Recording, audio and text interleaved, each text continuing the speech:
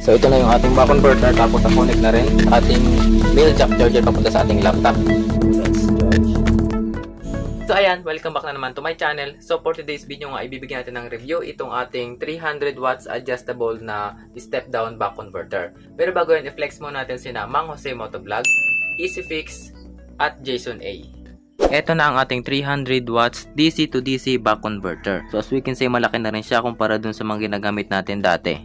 So dito sa likod, ayan, meron tayo pa pang mga chips. Then ito yung terminal, meron tayong apat. Ito ang ating input voltage. Dito naman ang ating output voltage. And dito sa kabila, itong ating potentiometer, ang kanyang adjustan ng voltage at adjustan ng current. And base sa specification ng product na ito, ang input voltage niya is kaya lamang hanggang 7 volts up to 32 volts. And dito naman sa kanyang output voltage, kaya niya maglabas ng simula 0.8 volts hanggang 28 volts.